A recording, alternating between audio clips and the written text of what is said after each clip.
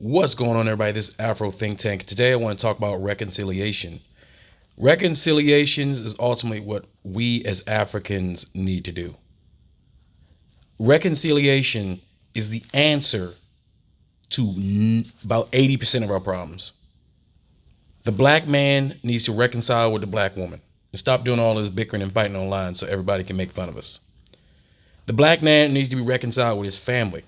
Clearly, for the last 30, 40 years, the institutionalized racism and the purposeful destruction of the black family has succeeded to a certain degree. We need to reconcile that family and bring back that institution, that black family, the African family, the thing we actually cherish the most. As Africans, we are communal people.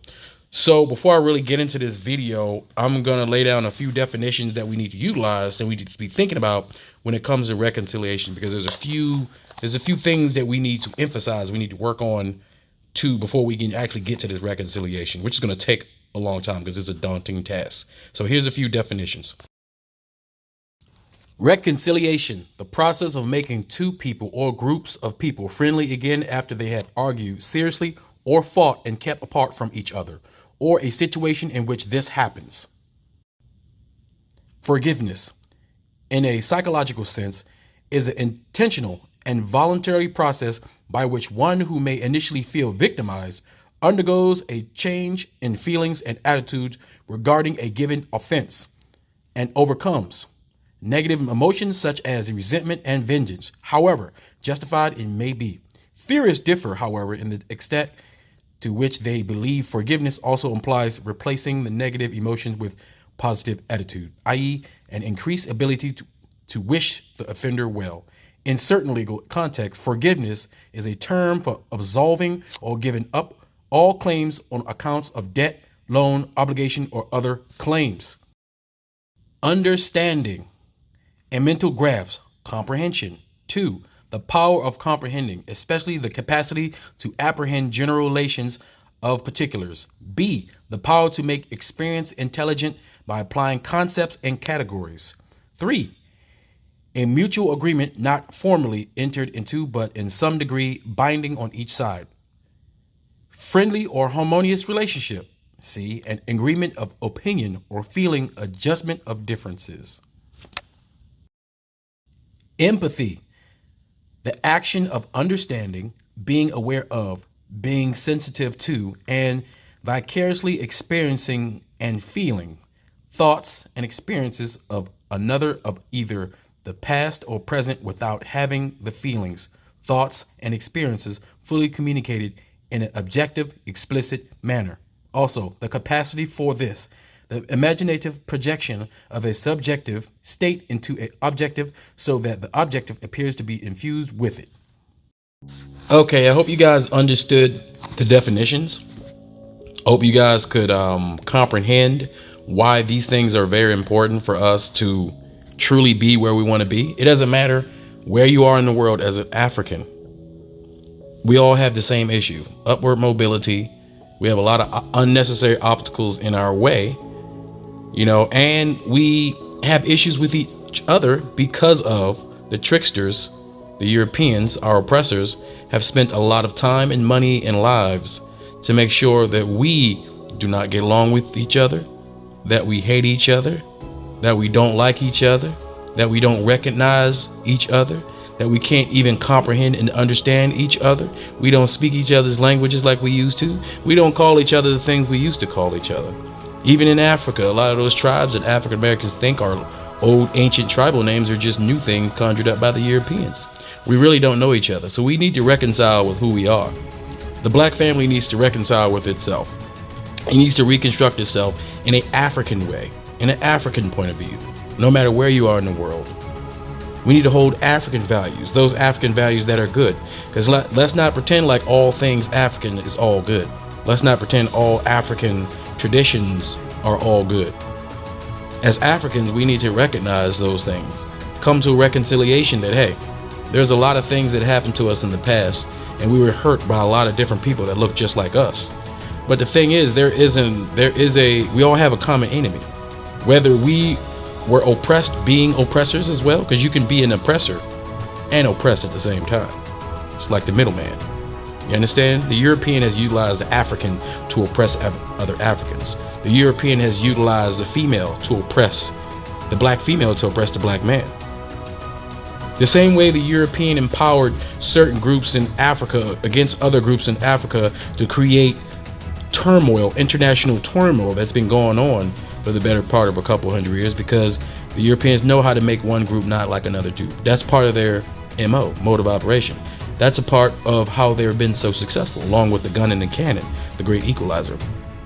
The European has also empowered the black woman by giving her EBT cards, free housing, free food, basically replacing the black man with the white man, which is the white government. So has tricked our black women to attacking our black men, making our black men pariahs of society, making them inherently seem like bad fathers, jailbirds, criminals, unworthy, heathens, dogs. So the black woman has been stuck on the black man. It's time for the black woman to reconcile with his black man. It's time for the black woman to reconcile with herself, to realize it's nothing wrong with the black man. It's something wrong with the black man that you choose.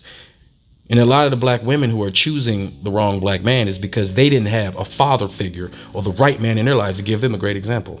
That's why it's important for the black father to reconcile with his family, no matter what.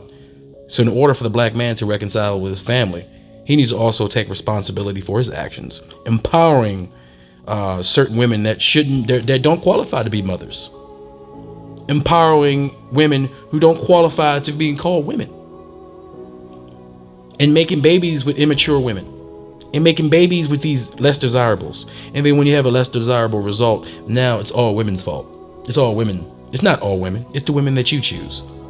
It's because you don't have a real man in your life. You probably didn't have a father to teach you, what a real woman was, how to treat a woman. You probably a lot of black men never grew up watching their father treat their black woman like a queen, their mother like a queen.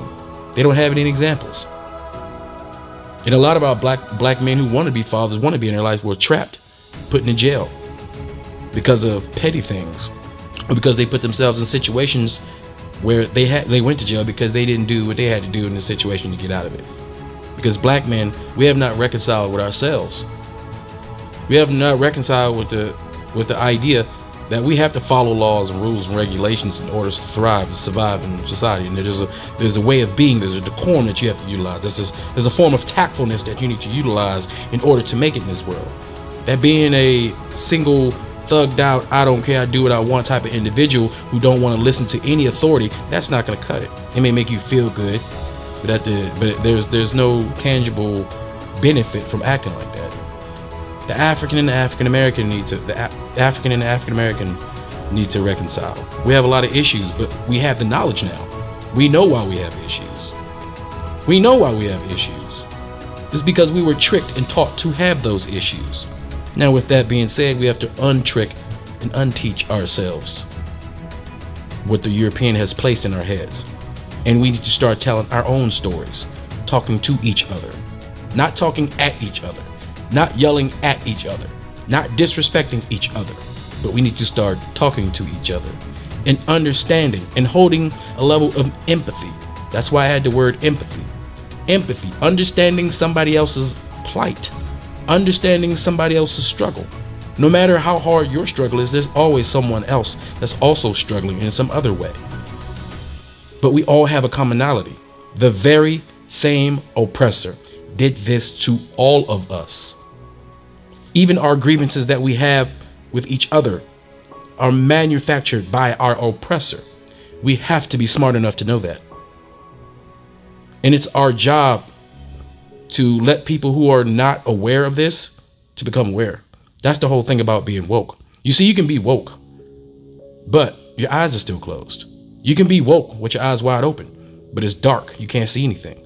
You can be woke and have your eyes open and see everything, but unless you get up and walk and take action, it doesn't mean anything. You're just an observer. You're not taking action. And if no one's taking action, all we're doing is talking. There's nothing happening. So we have to reconcile. The black man loves the black woman. That black woman loves the black man. You know we do. Y'all know we do. We love each other. African Americans, you know you love Africa. You love Africans. We may be a little bit jealous that they still have their languages, their culture, their land. Africans may be jealous of African Americans. Oh, we had an advantage. We're in a place of milk and honey. Even though we suffered here, we still have those advantages now. Everybody's jealous of something, right? But at the same time, doesn't mean we can't reconcile. Hey, we got situations on the continent of Africa where we got groups of Africans fighting each other for various reasons, right? Things that happened in the past, hard things, civil war, death, destruction, families lost. But here's the thing: if we don't find a way to reconcile, if the victim doesn't find a way to reconcile with the victimizer, the black victimizer, and if the black victimizer doesn't find a way to reconcile with what he did wrong, reconcile with the people that he's hurt, reconcile completely and totally, and then try to take steps to fix that, then we're never going to get anywhere. But guess what? Because your mission, your priority as someone who wants to separate, because you're still mad because one tribe did this to your tribe, or this nation did this to your nation, or this group of black people did this to you group of black people a couple hundred years ago, or a few decades ago, and we want to have this unlimited, irreversible, unmovable, unshakable hate, stubbornness. We don't want to forgive, yet we forgive our oppressor, the one who started all this, the one who holds all the strings. We forgive them wholeheartedly, and we live in their institutions, we work at their businesses, and we patronize all of their things. We patronize everything about them. We've forgiven them. We have to forgive ourselves. I also think that we should take example from Rwanda. Rwanda is a shining beacon of black excellence. A shining beacon of black excellence. It is the example. It is the example of Africans being manipulated by the Europeans, aka France. They had a whole genocide, one group versus the other group. And millions of black people were killed by their fellow black people. This just happened, okay? Hotel Rwanda, remember the movie? This just happened. There was color TV when this happened.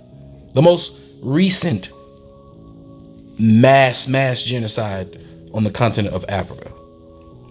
Those people, those Africans, managed in a matter of unthinkable short amount of time, has turned their country that was being manipulated by the European into one of the fastest growing, most prosperous, organized, and clean and peaceful countries in Africa.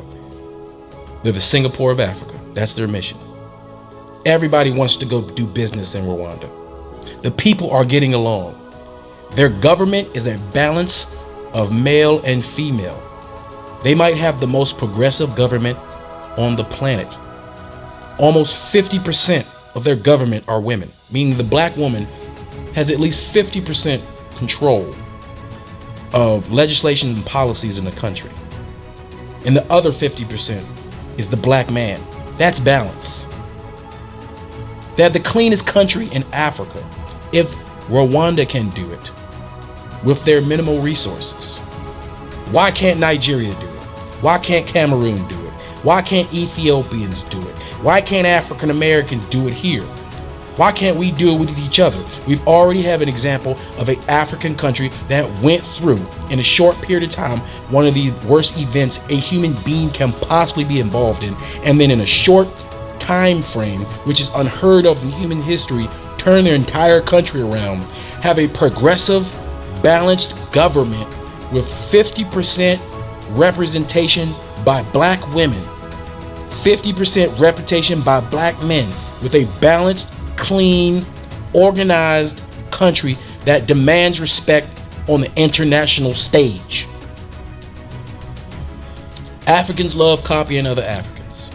It's time for us to copy Rwanda. It's time for us to reconcile. It's time for us to forgive each other. It's time for us to have empathy for each other. It's time for us to create peace. You see, we've already done this with the European. So it's not like we can't do it. It's all in our heads. We just have to take our egos, our pride, and put it to the side for the greater good and the betterment of our people. And it's not even about you. It's about the kids. You see, us adults want to be so stubborn and hold on to such hate, such visceral, unnecessary, unproductive hate for our fellow brothers and sisters. And we're going to leave a broken society for our children. If we're going to do it, let's do it for our children so they can reconcile, because that's what they want. It ain't about what you want. It's not about what I want. It's about the children.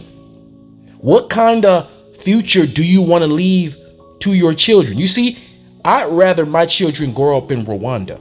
I don't care if they don't have the stereotypical European democratic system that, you know, the Europeans say is the best and only system that works. I don't care. Their system works.